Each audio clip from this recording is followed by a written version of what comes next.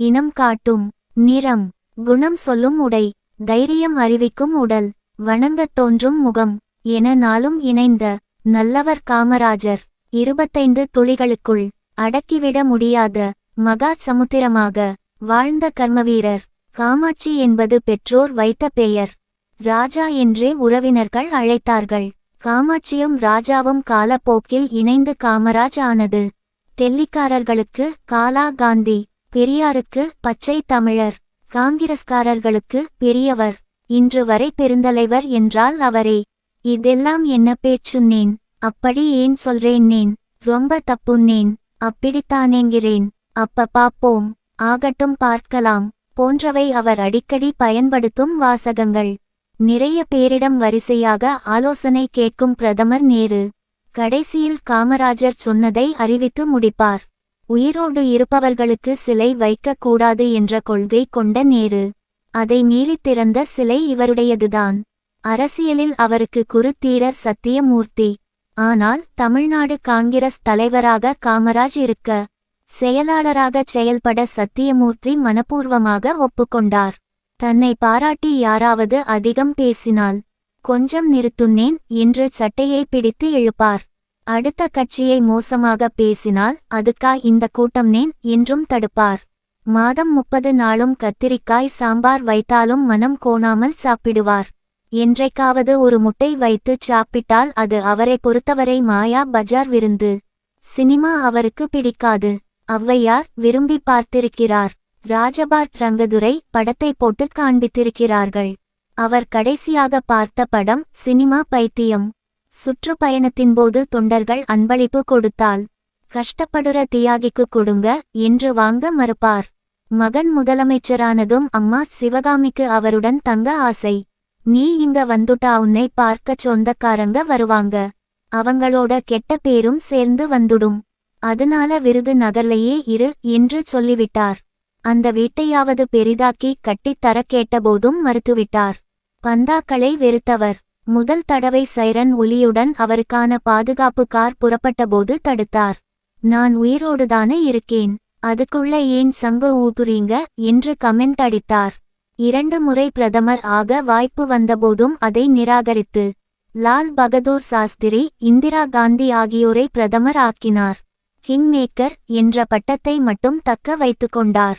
பத்திரிகையாளர்களுக்கு அவரது அறிவுரை: 1. நீங்க பத்திரிகைக்காரனா இருங்க, அல்லது அரசியல்வாதியாவோ பிசினஸ்மேனாவோ இருங்க. 3ஆகவும் இருக்க முயற்சி பண்ணாதீங்க. மூத்தவர்கள் அரசாங்க பதவிகளில் இருந்து விலகி கட்சி பணியாற்ற வேண்டும் என்ற பிளான் போட்டு கொடுத்த இவரே முதல் ஆளாக பதவி விலகினார்.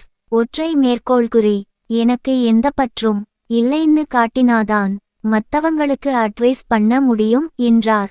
ஆங்கிலம், இந்தி, மலையாளம், தெலுங்கு ஆகிய மொழிகளில் பேசுவார்.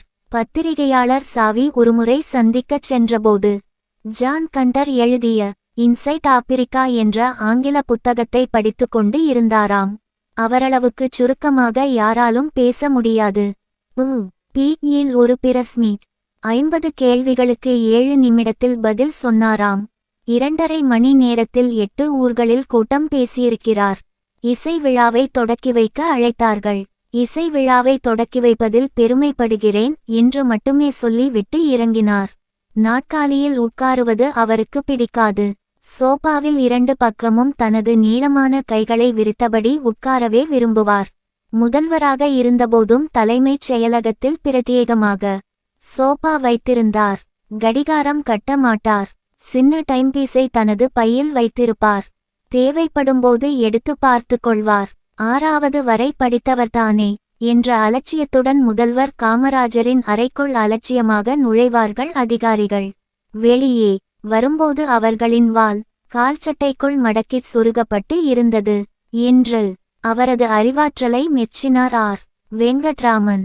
தான் முதலமைச்சரானபோது தன்னை எதிர்த்து முதல்வர் வேட்பாளராக நின்ற சி. சுப்பிரமணியத்தையும் அவரது பெயரை முன்மொழிந்த பக்தவச்சலத்தையும் அமைச்சரவையில் இணைத்து கொண்டார். தனது வலதுகரமாக இருந்த ஜி. ராஜகோபாலன் இறந்தபோது மட்டும்தான் காமராஜரின் கண்கள் லேசாக கலங்கினவாம். தாய் சிவகாமி இறந்தபோது கூட அழவில்லை அவர். தி. மு.